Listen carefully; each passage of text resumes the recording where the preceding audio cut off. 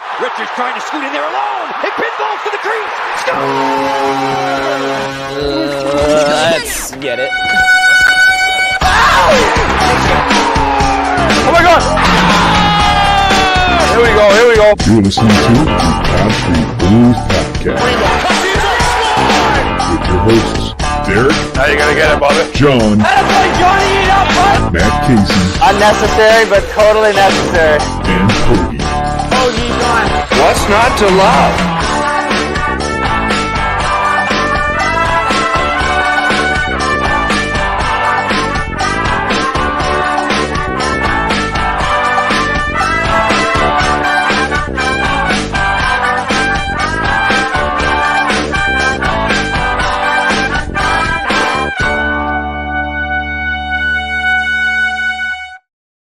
What is happening, everybody?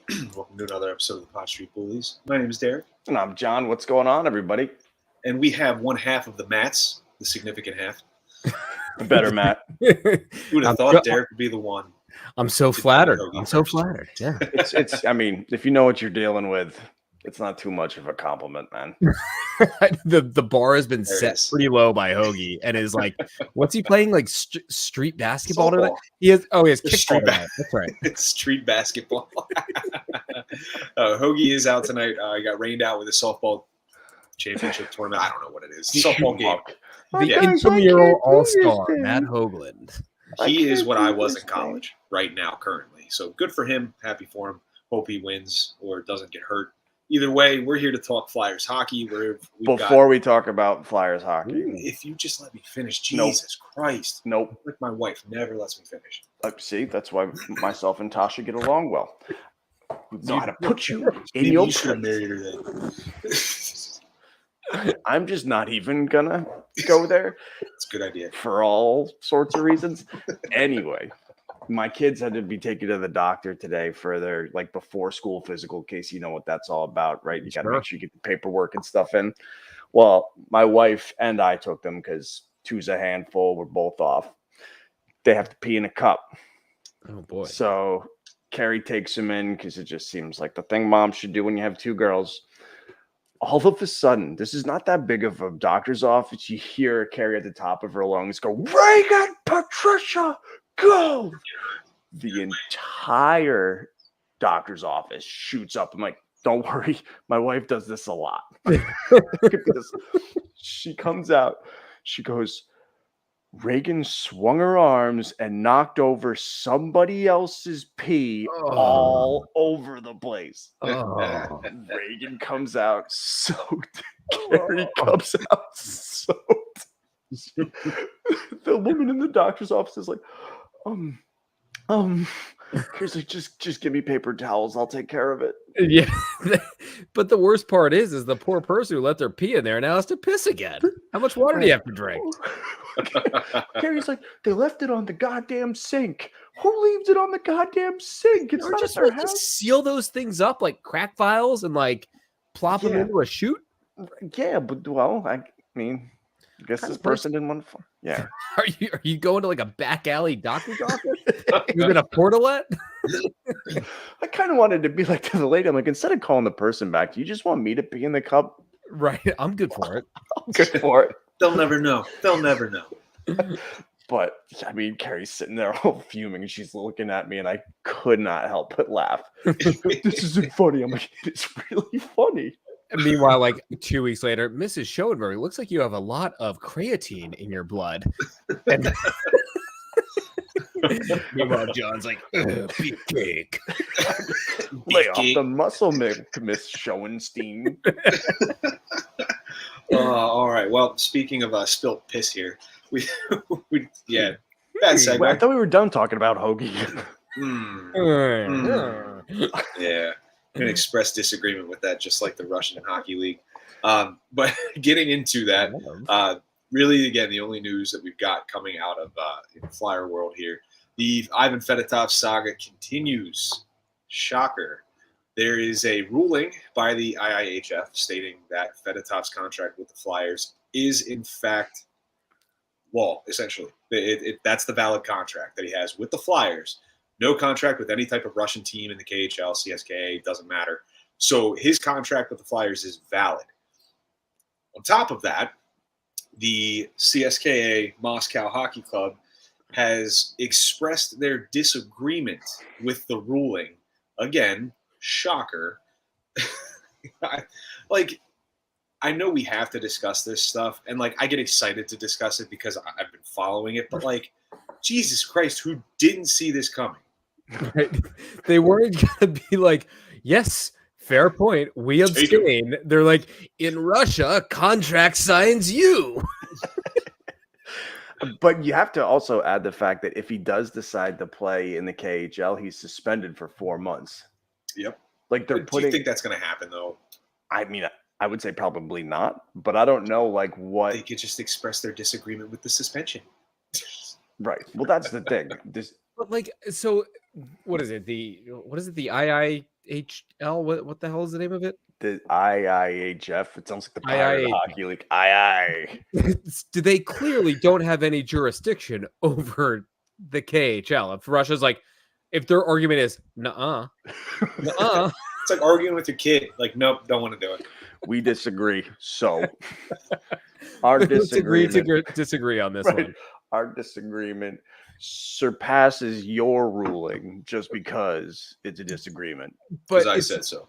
It's literally if they suspend him, the team will just be switch his number and be like, nope, not Fedotov. It's wasn't Fedotov, actually. Yeah.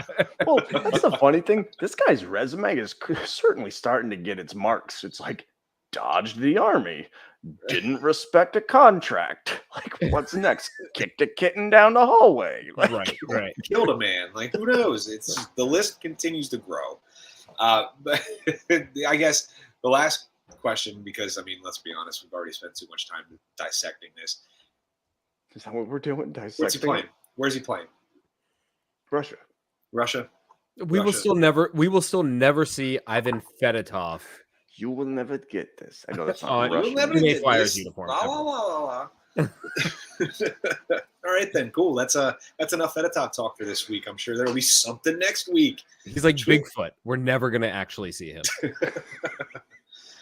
They're gonna start doing documentaries. That's what Hoagie's doing. He's putting together a camera crew. They're gonna go to Russia. Ivan Fedotov, man. Do you smell that? Myth. Oh, I think that might have been a Fedotov. Fedotov was Chewbacca. All right. So, getting back on track here real quick. We again, with the off season being just as, boring as it possibly can be at this time of year, we decided to take some questions here. Also, for those of you that are watching currently, feel free to flood the comments with questions. So we'll answer here right on air. Whoa, take it easy, guys. Not too many at once. Yeah, not all at once, guys. We only have about 50 minutes right now. But I love we got through the pure love of the game. We got a couple that we want to get into right away. I don't know if I can take this one seriously here, but do it. We've got one from Graham Seidel. He asks, if you were the Flyers, would you pitch the idea with playing every Halloween? If you could mask a bad team, sure. Wait. So why? We do the Black Friday games. Yes. Mm-hmm. But in terms of Halloween night, yep. Do you think that the Flyers should do a Halloween night game? To have a costume party? It just asks if they should do a Halloween game. Just let's do this. Yes. Sure. I'm on board. I'm on board. Why I'm not? cool with taking the kids trick-or-treating, putting their sugary butts to bed, and it could be like a trunk or treat. You know how trunk or treats work. They could do that in the mezzanine or whatever before the game or whatever, and then sit down, watch the game, eat your candy, and have some fun. Yeah, as long as we don't do customized jerseys for it, which some players don't wear, then we should be good to go. Now, the big question is do children go into the locker room and at every person's stall, they're handing out treats? It's like, Lawton, here's some candy. Check that apple for razor blades, kid. and that's full right in front of Movember, so all the guys are starting to rock creepy mustaches. Hey, look, I don't mind the idea if the orange and black want to become the official Halloween hockey team. okay, like I don't mind it. I will argue that you're not going to get a great attendance because most people are going to be out trick or treating with their kids, like rational human beings. For us who are just going to be watching it on TV, right? Yeah. It could become something cool. I mean, Derek, your kids are a little, or your son's a little younger, right? But John, your kids and I are about the same age. It's like you get trick or treating. It's like 1 hour. Like it's like from 5 to 6, and then especially it's like, on a weekday. Yeah, and then you get your ass into the house, and the parents keep drinking. Like that's the way it goes. Like realistically, I'm probably home by 7, but I'm still not gonna like. Not that I live close to Philadelphia right now, but I still wouldn't like trek to the game after trick or treating with my kids. So I think like you think about that, the audience I think might be you're gonna have to really incentivize people to bring the kids and make like a corridor trick or treating kind of thing. Get the Flyers girls out there and gritty or right. Like the trunk or treat thing, I think would be great. You could have people just stationed with bins of candy all throughout the Wells Fargo Center there. Like I think that'd be kind of cool. I think kids would like it. It would bring in families. Like it'd be a good family night, I think. And there could be, mites on ice and you dress them up. I don't know. Like you got Pee Wee Herman skating down the ice and then Elmo playing goalie, whatever. So I was just curious. I was looking at this year's October 31st for the NHL schedule, and there's 2 games. The earliest one is 8 o'clock, Los Angeles versus Toronto. The next one is 10 p.m., Nashville and Vancouver. So clearly, like they're putting in what you're saying, Casey, where it's like 7 o'clock is kind of pushing it. Right. 8 o'clock makes more sense, but it's not like it's a filled up schedule. It's also a Tuesday. And that's tough. Yeah, So I'm not against it. Good thought, but I think I don't think the NHL scheduling team is falling into that one. Right. If you were to pick a holiday, I'm going to kind of just piggyback on. If you were to pick a holiday that the Flyers had to play every year on, what do you think? What would you go with? Arbor Day. I don't know. An afternoon Easter game. I would like that. I would really like that, actually. I wouldn't mind that. Right? Because it's like you're off. I mean, and it's like it's Easter. You're dying for something. Somebody's got golf on, and you're like, shit. Right. Yeah, it's golf. I think mine would. That's probably too early. What's the holiday? There's like a holiday where like my kids have school, but I have off from work, and it's amazing. But I think it's like Columbus Day or something like that. It's Indigenous Peoples Day, Matt Casey. Whatever. But bigot. I would love one where it's like a matinee game just for the parents. So like back to school day in January or something like that, like after break. Yes. It's like the first day the kids are back in school. It's an adult only Flyers game. Or how I love that. You know how baseball has started to incorporate like 1 day game a week. So like I would love like one Sunday a month for there to be like an 11 a.m. or like a 10 a.m. game, like hockey and breakfast. Like one of my favorite things about the World Juniors when it's in Europe is it's like you sit down at 8 o'clock in the morning during like the holiday break with a cup of coffee and you're watching hockey. Like I would love like a 10, 11 a.m. like that'd be fun. One Sunday a month. Right. That's like, I mean, think about it. That's kind of the appeal for the NFL. Like you got your 1 o'clock games, your 4 o'clock games, and then your night game. Like they spread it out evenly so that you can still watch multiple games. Before noon. I want like brunch on broad. Sure. Brunch on broad. Brunch on broad. Somebody call someone. Casey, get someone on the phone. We're gonna coin that term here. Brunch on broad. Brunch on broad. I like that. I will say, like, not to spin this too far, but I did look at the Flyer schedule. So I do want to take my kids to a game. It obviously has to be early in the season when like all hope isn't lost. And there are a couple day games, like weekend day games, where I was like, okay, I actually have a few to choose from here. Versus last year, there was like one. Right. There was one game in the afternoon, and that was it. Do we get the kids together? Oh man, that'd be scary. Daddy hockey game. Let's do it. What I was looking at was the Anaheim game in October. So I'm like, that's a game we could win. There's one. Yeah, there we go. And we get to watch Trevor Zegras. There we go. Torts will beat him over the head. Right. There's your entertainment. Perfect. All right. So next question comes from Brandon Harper. This is one of 2 Brandon Harper questions. We really took that one for a walk, by the way. That was beautiful. But that was a fun question. I mean, we're going to get some fun questions here. So let's have some fun with them. How short of a leash is Rocky Thompson on it, if at all? And he continues saying, with some of the young kids a year older and some others coming in not staying on the power play, not saying that the power play will drastically improve, but another year towards the bottom of the league is unacceptable. So do you consider Rocky Thompson's leash long, short, indifferent? Like, I mean, I got to be honest. This is probably the first time I've even thought about it. Our power play has been so bad, and it like doesn't seem to matter who's coach. I mean, Derek, how many times have we talked about Elaine Vigneault and like got to fire this guy because of the power play? Yeah, but like in years past, when I really dug deep into this team and looked at the stats and how their power play was, it has always been streaky. Like, I don't think it's a coach thing. Like, it's the personnel, because the Flyers just aren't a talented team right now. So it's hard to say, like, I want this team at like floating around like 18, 19% on the power play. Like, it's probably not realistic. You're looking more towards your 16%, conversion rate. Weren't we at 14 last year? Oh, yeah. I think we were at like 14% last year. Oh, yeah. And there were dry spells, man. There were dry spells where that team just couldn't get anything going on the power play. It was putrid. I think, look, I don't mind the question, but I never thought of it in terms of a Rocky Thompson thing. I think you're right. It's a talent issue on the team, which everybody knows is the high-end talent. Waiting for Michkov. Here we go. Blah, blah, blah. But I will say if things go well, which hasn't been our forte lately, but like I do think theoretically, if the roster is semi-healthy and we get somebody like Tyson Forster into the mix who has a legit shot and get him comfortable on there, and we don't have to put Rasmus Ristolainen in front of the net, and like, if things go that way, I do think it can be improved. I don't think that a power play coach's leash should be short if he has high-end tier 1 talent that is not producing on the power play.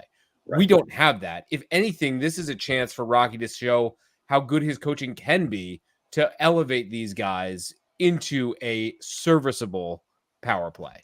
Dig us out of the bottom 5. Take us into the top 20. Like, I'd be happy if the Flyers had a top 20 power play so that they're not cellar dwellers when it comes to the power play. Yeah, I would say anything above 22, I'm actually okay with that. It's the upper 2/3 of as long as they're not in the lower third. Let's call it that. I mean, to think about it, like if news came out that he was fired because of poor power play performance, I'd be like, well, I mean, he was doomed to fail, right from the start. Like, who is going to light the lamp consecutively for this team right now? Who's the magician coach that's going to come in and do that? And I also think, going back 2 years to the Vigneault years, from what we know now, Drew was still guiding that entire power play team. He was like, I'm going to be on the left half wall. Take it or leave it. And that's the way things went. I think now at the very least, you have people who are willing to listen to coaching. Not that Drew was like, not listen to coaching totally, but I think there's ways to get more creative and leverage the personnel to maybe surprise a few people. Will it be a good power play? Probably not. But I think it can be better. And to answer the original question, I don't think there is a leash. I think it's like, hey, let's see where this can go. Right. Yeah. I think that to sum everything up and how I feel about it, yes, Rocky Thompson, I don't think is the issue. No, I don't think Rocky Thompson is the issue. It is absolutely a personnel thing. That could change, though. I mean, there's a lot of talk right now. The NHL Network, I couldn't tell you who it is because I just didn't pull it up and didn't really look in depth about it. But they had some really high thoughts on Tyson Forster being a legit playmaker this upcoming year. If that's the type of guy that you can slot on the power play, you're not going to see immediate impacts like, oh my God, this kid's a stud on the power play. But it's an option that could help boost the power play. And I think what he brings is something that we're lacking. I would argue maybe Tippett has some of it as well, which is just like a legit shot. Like the kid has a bullet. And we saw that in limited time last year. What he played 10 games, 8 games, something like that. And he was a difference maker in those games. He provided a spark. Now, can he do that over an 82 game season? Maybe, maybe not. Is he going to be mature enough and earn the time on the power play? Like, I don't know if Torts is going to throw him on PP1 right away, but I can, you got to use him on there. So I like the fact that at least we have somebody with a distinctive offensive talent because we haven't had that in a couple of years. Right. Yeah, absolutely. So moving on to the next question here from Brandon, he asks, and I'm going to paraphrase here because the way it's worded confuses me a little bit, but I get the gist of the tweet. He's looking at the potential for a Frost Lafreniere deal. We all know it's no secret to anybody that Alexis Lafreniere is likely going to need a change of scenery. Things just don't seem to be working out with the Rangers up at Madison Square Garden, and he's wondering if that is a potential deal that could be made that might, honestly, in my opinion, might benefit both teams. What do you guys think? This is a tough one from both sides. I think Morgan Frost has shown enough where it's like we don't want to just give up on this kid. I think as long as the deal can get done. And I'm also not convinced that the Rangers are just going to do like a 1-for-1 swap here. This is a former first overall pick from not that long ago. And yet it might not be working out, but they're still going to use that pedigree to demand, more of a return. I don't know if I just see it as realistic. Yeah, I'm with you. I mean, if they wanted to do a 1-to-1, I would say right now I would do it. If it ends up being Frost plus somebody else for Lafreniere, then I do not know. It depends what that other player would be, but like I'd consider it. I'm not.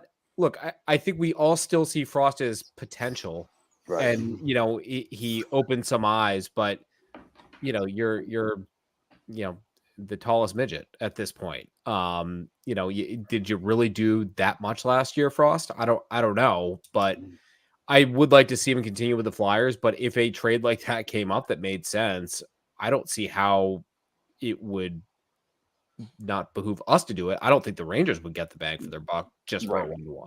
Right. Yeah, I could say 1-for-1, 100%. I would do it.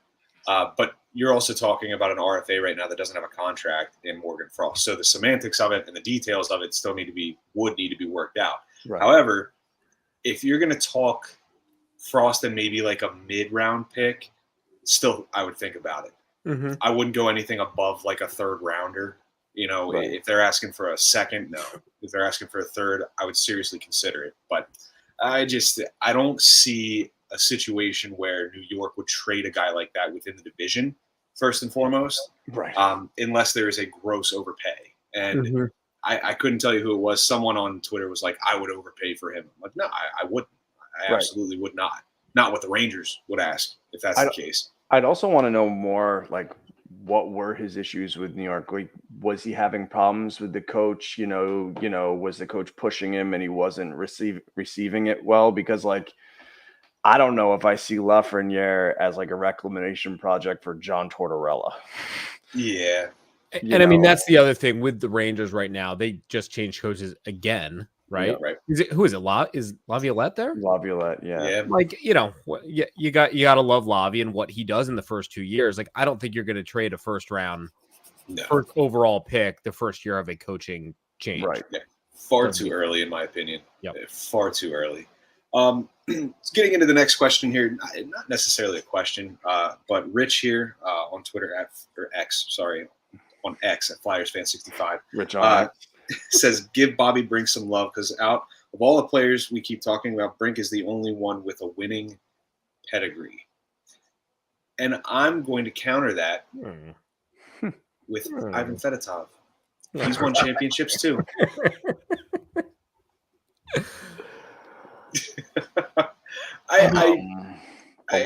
All these guys have won at some level. Right. Like, let's be real.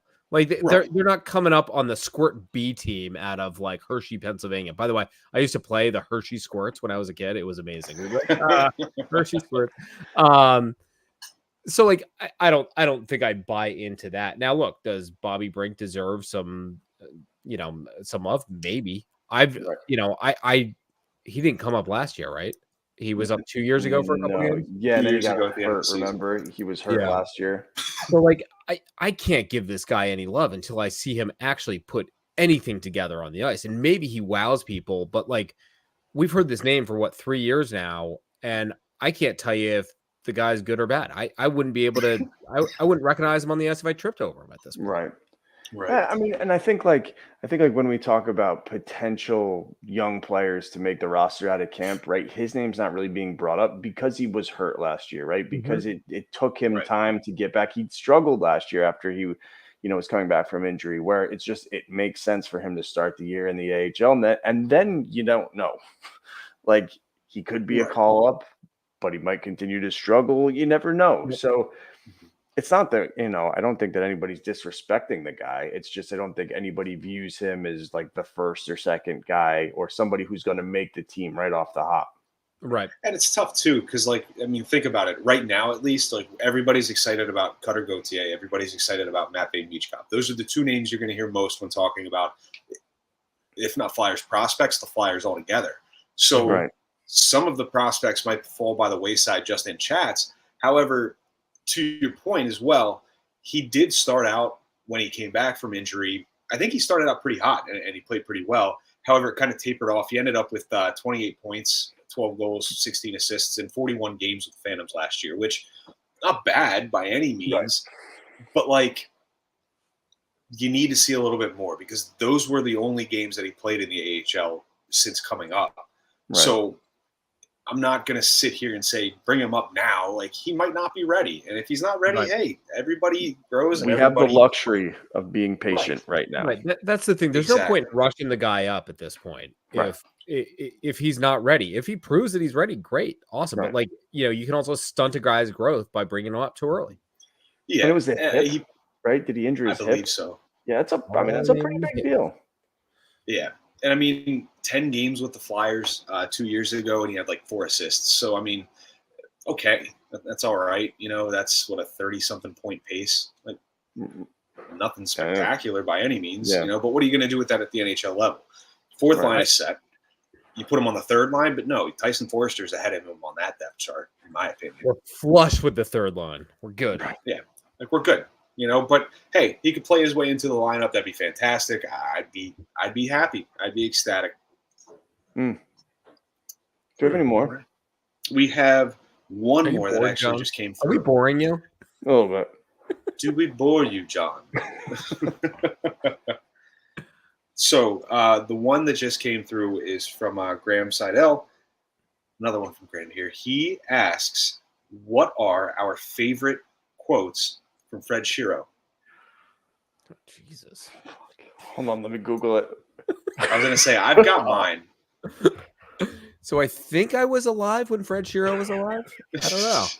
It's an interesting question. Like, it's a cool, fun little, hey, like, whatever. Like, I had to look them up, too, because we all know the one quote. We all know the one quote. Today. Exactly. Win now and we'll walk together forever before the 74 Cup Finals.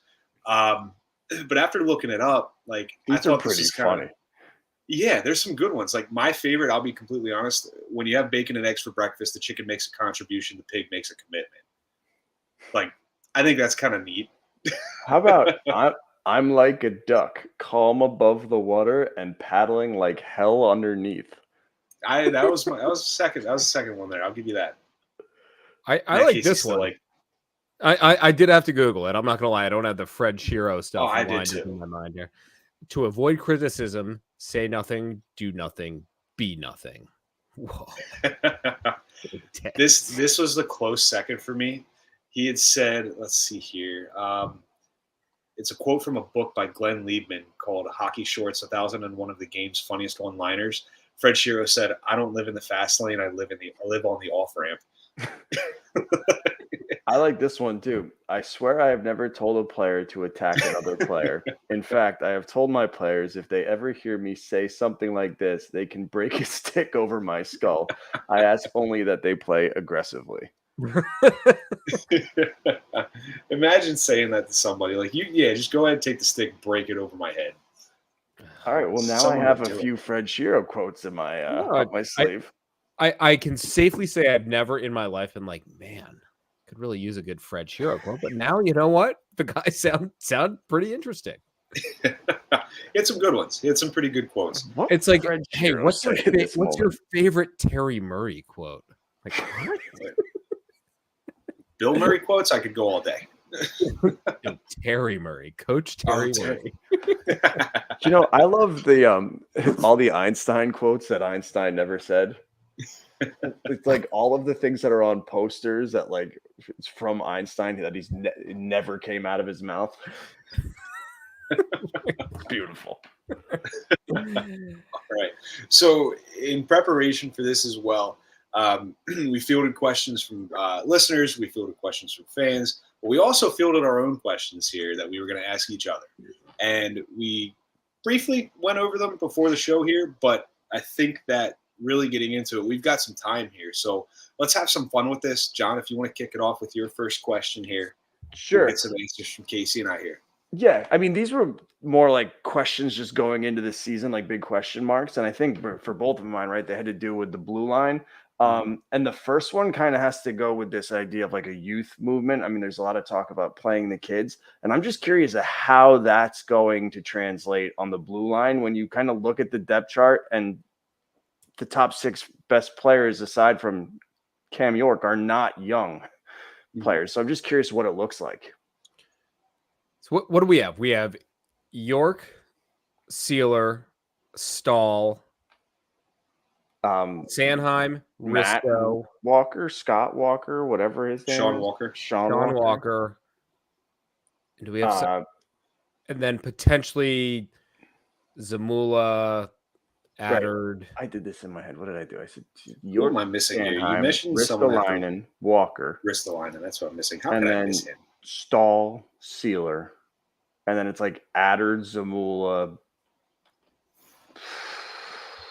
What the hell? I'm counting Zamula out at this point. Andre, you could throw Andre in there is the too. one I was Andre. thinking. Yeah. I know. But Yeah. Yeah, I'm counting Zamula out. I think he starts in the AHL, and I think he might be an injury call-up. But he's not waiver exempt anymore. I don't give a shit. Like, I don't. But again, right? Like if you just look at this, you're like, where does the kid fit in here? What about Yeah. Mete? Victor Mete? Yeah, younger, but Yeah, but he's I not don't like know. a prospect or like somebody who legit has a future, I think. yeah. I mean, It's I'm sure he has a future. he What about could, this like, guy R. Ellis, number 94? Relis? Anybody know Relis? well, is he a stock car driver? All right, so we got the potentials there. Right. I mean, you're looking at York, obviously. You're looking at Stahl, Sanheim, Risto. And then there's a spot up for grab. It's like I'd have to Stop forgetting Walker, though. Like this guy. That's is what I'm going, saying. Again, but just you let didn't me say- finish. Jesus you- Christ. Didn't it sound like he was finished? A little bit.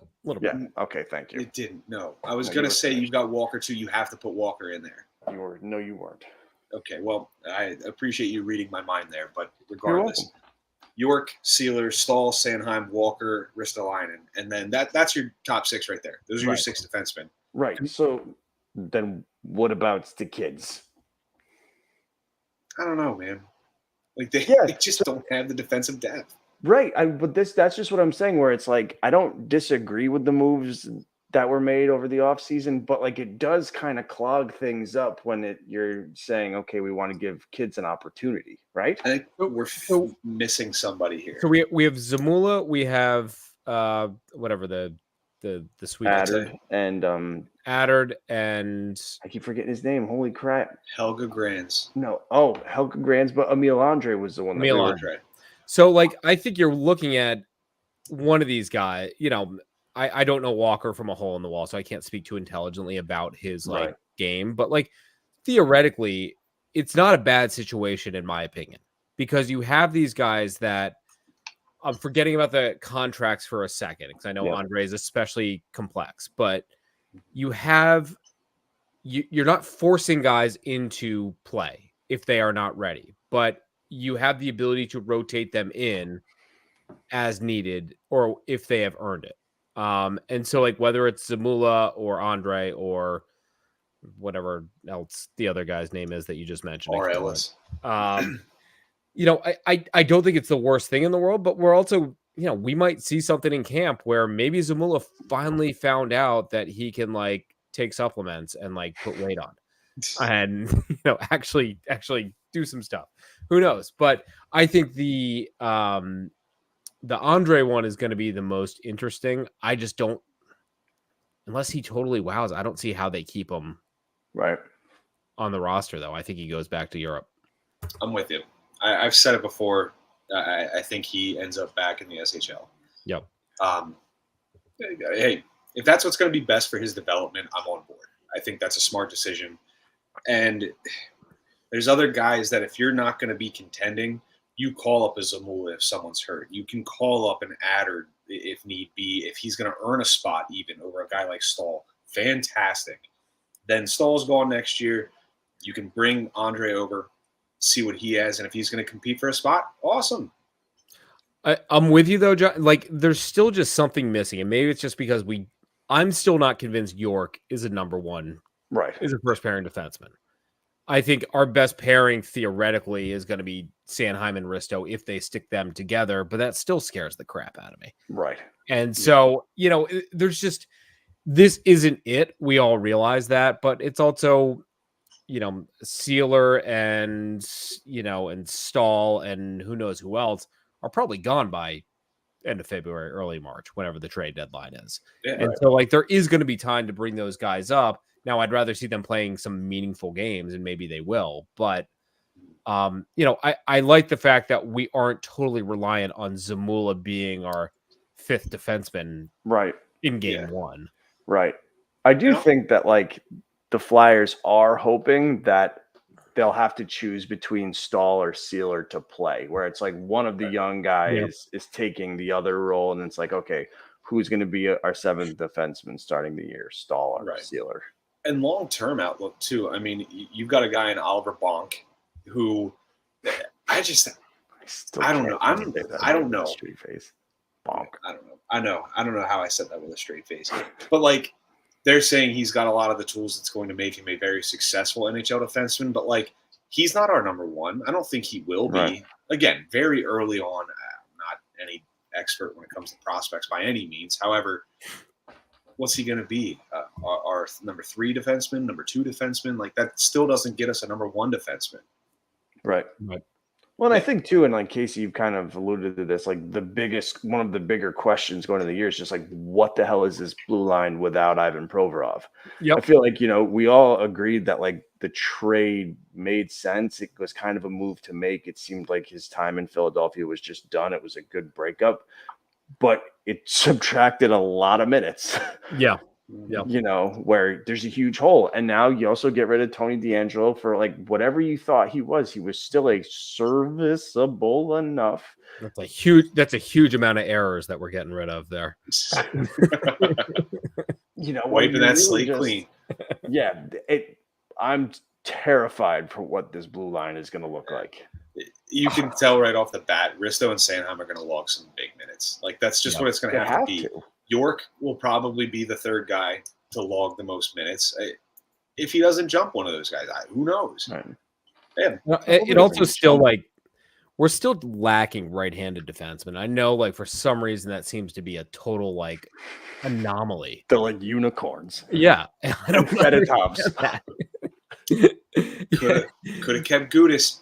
But like right now, we only have Relis, Ristolainen, and Walker as right-handed shots, and so like Ristolainen and Walker, in my mind, have their locks, which they may have been anyway. Right. So I don't know. I think that's could be something pretty interesting, but I don't know if Sealer and Stahl are our fourth line or our third pairing defenseman. I'm okay with that. Yeah, I can stomach that.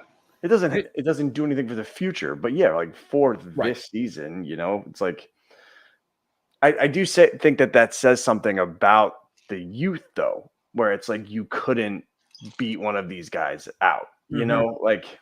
But ultimately, too, do you want a young player playing third pairing minutes?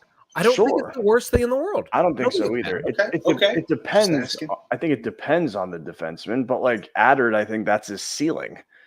Right. You know, I mean, you're one of the few people that do think that, though. Like, a lot of the people I've spoken to are really high on him, which, like, Mhm. I've tried to keep my expectations tempered in regards to that. I don't want to get high on anybody right now and then have my dreams crushed. But, like, I don't know, man. Like, I think his ceiling's a little bit higher. but where's the proof there? I just like There is none. I'm just guessing, like Yeah, okay. everybody else does when it comes to these people. he was one prospect that I obsessed over because I just never saw what other people saw. And it was like you looked at the offensive numbers when he played in college, and then you remember for that like hiccup of a time we had a site, and I took all of the Ronnie Addard goals and explained Oh, yeah. them and was like, if you look, this was a rebound. Like, if you look at this one, like it was a just blind shot from the point that went on, you know. Right. That seeing eye wrote right through everybody. Yeah, I mean, and I understand, right? He grows, but I just think, I don't know. I think that you're looking at a bottom pairing defenseman with him, and I don't think that's a bad thing. No, I don't think for any of them we want them playing in a top 4 role. Right. Quite frankly, Got to start somewhere. I think if we have somebody like Zamula or Addard with Stahl or Sealer, like I'm okay with that. Mhm. I don't mind. I think that that's a safe third pairing. And honestly, like Zamula and Stahl would look like 2 friggin' giraffes out there. They're huge. I think they have to be considering at least starting the year with Zamula. Like, this is the last kick at the can with him, I Right. think, where it's like, I mean, that's a good question. Is this the last kick of the can for Zamula? I think it's got to be. It's got to be. 100%. It's got to be. I mean, Who's he starting over then? I think Sealer. Okay. I think Sealer because I think they'll want to pair him with a guy like Stahl, who has the Mhm. experience and the pedigree. Mhm. And Now, I see, think, that's my rationale for the decision I made in putting him. I think who did I put him with when we projected that a couple weeks ago? I don't know. Yeah, I don't know. Was it York? Maybe York on the second pair? I think that's what it was. Zamula? No, not Zamula. York. I projected No, York yeah. with Stahl. Oh, I thought you were saying York and Zamula. I was Oh like, no, "Ah, no. there's a reason No. you're not a I coach." wouldn't mind that either. Right. Yeah, It's all right. I like the veteran steady hand. You know, Mhm. putting it with a guy who's a bit of an uncertainty. All right. So, did anybody else have a question? I mean, I kind of gave I- mine. So Matt I Casey got- had one that rolls into defense too. I think. Yeah, I think we kind of hit into that, but I mean, I'll switch it over to the offense though. All right, so theoretically, Mhm. hypothetically, I guess I'm saying, Couturier and Atkinson come back and they're healthy. Mhm. Is our offense actually better this year? Yeah. So we subtract Hayes. Yep. What else did we subtract? Anyone? JVR. JVR. JVR. Yeah. I mean, Power two of the play slowest specialist. guys on the team. You're talking right there. Not saying Couturier is any faster. Atkinson certainly is. Right. I think the problem is the term healthy doesn't necessarily mean they're back to form what they were before injuries. Mm-hmm. Where like I have no idea what Sean Couturier is going to be. And like I think that's another ginormous question Right. where it's like, is this guy going to come back to top center potential? I mean, a top center in the league, you know, a Selke candidate. I'm having a hard time being convinced by that idea. Mhm. It's like, is he a third line center? Like, so just him being able to stay healthy doesn't necessarily move the needle for me. It's like, what version of Sean Couturier do we have here? I Right. mean, by default, he's our top center. Like, Well, you're yes. not going to put Cates there again. You're not going to put Lawton or Frost there. Yeah, well, I'm not talking about like just for the sake of making the lines, but I'm saying in terms of Right. like being better than a better offense than last season. Like, Right. Let's put it this way. Couturier is back to form in terms of a Selke winning season, 70-something points. Is the offense realistically better? Which I feel like is a dumb question. Yes. But yes, Yes. yeah, Of course. okay. Atkinson too. I mean, it's so difficult to discount their health because Right. it's been such a persisting issue. Well, here's another good question that kind of goes with that. Who do you feel has a better chance getting back to pre-injury form? Like, who do you see being more of an impact this season in terms of like production? Because Right. I would say based on what we've seen, Couturier. He's at least back on the ice skating. He wanted to play at the end of last year, and he was pissed when he couldn't. Right. So I think that I think he's ready. Atkinson might be, but I have not seen anything that indicates it. Right. You know, he's putzing around with his family on Instagram all day long. You get on that ice and you freaking train, dude. Get your ass out there and you find that fucking puck. So, you know, I think Couturier is my biggest fear is that like he's gonna go through that day one skate with Torts, and all of a sudden it's gonna be, yep, there's the back. Like, there it goes. So I'll pose this then to piggyback off that. If that's the case, and he re-injures that back, is that it? I mean, the guy's on the 3 back surgeries in a year and a half. Yeah, he's on the hook for another 8 years. Contract be damned. Like, I mean, think about it. You're what is he? 29, 28? Let's see. He was born in He's born in 90 something. 92. 92. So he'd be 30. He's 31. Yeah. Oh, Like, 2 back injuries. Jesus, he might as well be 60. Dude, I mean, I got to think if there's another back injury, man, that's it. That is 100% it for Couturier. Was it neck or was it back? My neck. My back. I think it was back. Yeah, no, Farabee was the neck. To answer your question, Derek, I think that Couturier is more ready to come back. Right. And again, I would love for Atkinson to come back because I think he brings a lot, not only from a leadership and locker room presence, but like, dude, the guy kills penalties. You can put him on the power play. Like, he's a stable winger. And even if we get Atkinson at a 20-goal pace, right, I'm okay with that. Right. Because realistically, penalties and doing that stuff, but scoring 20 goals instead of 40 goals, okay. Yeah. And he's still putting up assists, so you're probably still getting around a 40 to 50 point player, which is production. You know. Yep. I'm just worried with Sean Couturier because it's like he hasn't played in hockey in feels like forever. Yeah.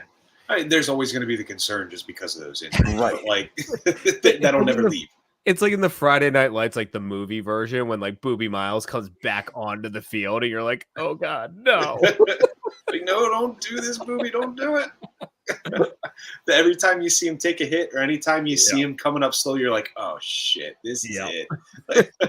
All right. So sticking with the offense here, my question is, what can we realistically expect when it comes to Owen Tippett this year? What did he finish the year with last year? It wasn't 30, was it? Did he get 30? I thought he got there. I don't think so. Is anybody looking this up? That's what I'm looking up right now. No, I'm still looking at Fred Shiro quotes. So 27 goals, 22 assists, 49 points in 77 games. 82 game pace, you're looking 50, 55 points. All right, 35 goals. Ooh. I was gonna go 32, but okay. I'll take yours. I think. Sorry, Derek. Do you want to give your projection there? No, you guys go ahead. I think what we saw we didn't see Tippett become like the Tippett that we now know and love, and secretly steal locks of his hair from until like January. Yeah, like, that's really when we saw him start to take off. And I don't know. I'm very eager to see if he can continue that trajectory, and I certainly hope he does, because if you have, not to go too far down, but you have serviceable Couturier, Atkinson, you have Konechny, you have Tippett, you have Frost, you have Forrester. I don't hate those like it's not an all-star line, but like I don't hate what we're putting on the ice there. Right. And keeping it on Tippett, like you could see a line where it's like, okay, he will be able to produce with these players on the ice. I think he goes 30-30, 30 goals, 30 assists. I think he hits 60. Okay. If we're talking natural line of progression here, Right. I think it's a realistic goal, especially on a team where they're probably going to lean heavily on him to put up those goals. Does he Yeah. lead the team in goals, do you think? Yes. Yeah, Okay. I think Yeah. so. And I actually think that, Over-connect me. Yes. yeah, I'm going with yes too. I actually think that Derek, I think he's going to be more stagnant with the assist, but his goals will go up more substantial. Like, I think Right. this team needs him to be a scorer. Oh, And they're yeah. going to put him in position to score goals, where it's Yeah. like, let the other guys worry about feeding you the puck. You put them in the back of the net. Yeah. And much to Casey's point, to kind of piggyback off that, leads into my next question, because the reason I think Tippett leads the team in goals is because I think Travis Konechny could potentially get dealt at the deadline. Do you guys think the same? I stick to my. I mean, he's not a upcoming free agent, right? I stick to my point that I've said a million times. Those deals happen in the offseason. I can't see it happening in the trade deadline. I agree, and I also think it largely depends on the trajectory of this team. And I'm not saying Right. we're going to be playoff contenders, but if we are on a positive trajectory and the team is buying in and it's looking good for the future, I don't see how you can say, hey, we're going to deal Konechny. He's in his prime. Get him out of here. Like, I think you still need those guys to continue, because a year from now, we are going to be taking that next step. And so I think, like, I think you got to be everybody. I've said this like 100 times, but everybody's like, a rebuild isn't the burn it down rebuild. Like, Right. you have to have Burn it down to the studs, like Hoagie said. Yeah, you have to have the Cam and Coots of the world. You need to have, the TKs of the world. You need to have the young guys. And so, like, you need Case people at all process. levels. Yeah. And I know people want to bring up this Konechny talk. I just don't see him as a player the Flyers want to get rid of. No. Sure. I mean, of course, there's always a deal for any player, right? Gretzky got traded. Great argument. Great argument. But at Yeah, the but same when time, you it's just didn't, loser. this is a player I just don't think the Flyers want to go. I think that they want to keep him as long as he wants to stay with Philadelphia. He just makes sense with this team. Yep. Right. I'm with you. I bring it up because I still see it could happen. However, it's going to be based off, like, if Danny B just gets blown away by a deal. If someone's offering a first-round pick, a top-tier prospect, like, I feel like that falls more in line with the timeline. However, again, I don't know. I just don't know. I'd like to keep him around. I'm with you guys.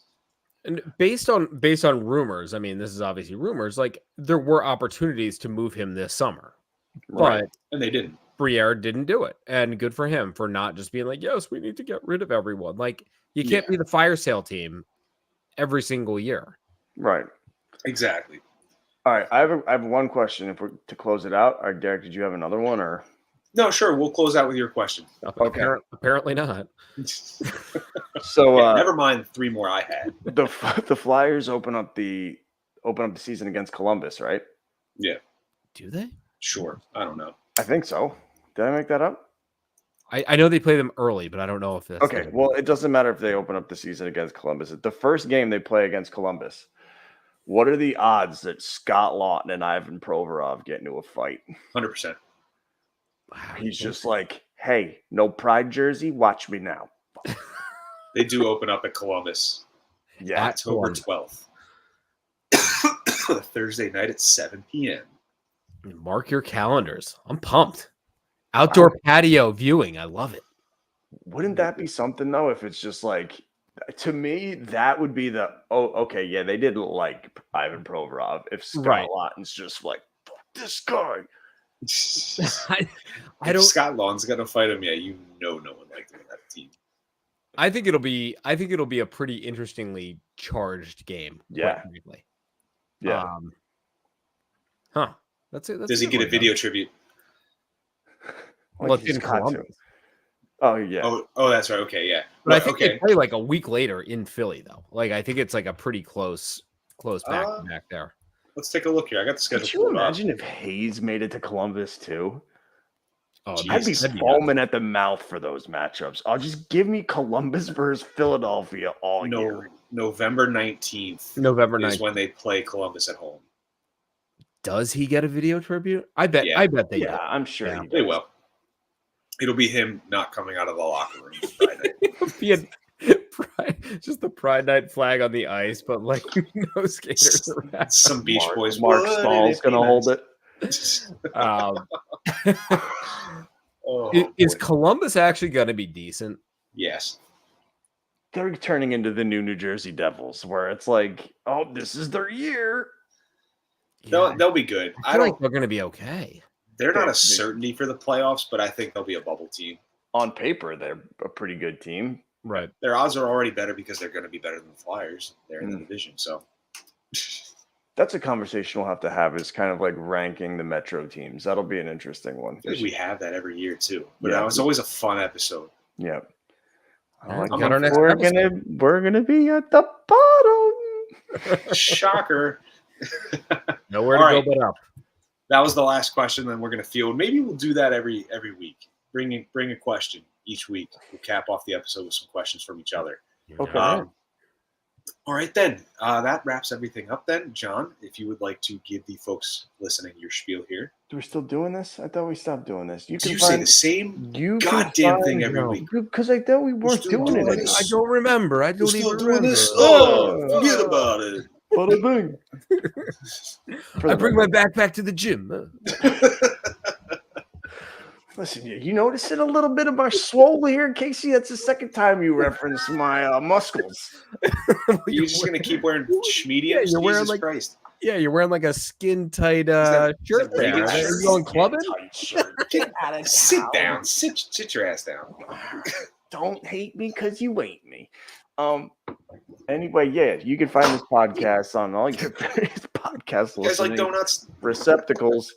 If you don't like what you're listening, which platform you're listening on, you can pick another one. There we go. See, not that hard, right? Yeah, but it's just okay. Yeah, but shut up. Matt Casey. Hey, I think I'm on X. Dude, I was wondering. I think I'm on X. Yeah, Pod Street Casey on X. Pod Street Casey on True Social. Matt _ Pod Street on MySpace, and What about your Christian Mingle my handle? Christian Mingle, yeah. Guys still on Zanga? And I'm at Pod Street Casey on Grinder. We're done here. FarmersOnly.com. What? Pod Street Bob on Twitter, Pod ST Bullies are all of us. Folks, until next week. Check We out have our affiliates as well. What's that? Do we have affiliates? That's what I was getting to. You guys never let me finish. Holy hell. Our affiliates over at Flyers High and Wide, they're on Twitter at Flyers HW. Our guys over at the 5 Minute Major Podcast as well. They're on Twitter at 5 Minute Major Pod. And that is it. Before someone else says something that's going to get us into some shit. Okay, Have bye a now. wonderful week, everybody.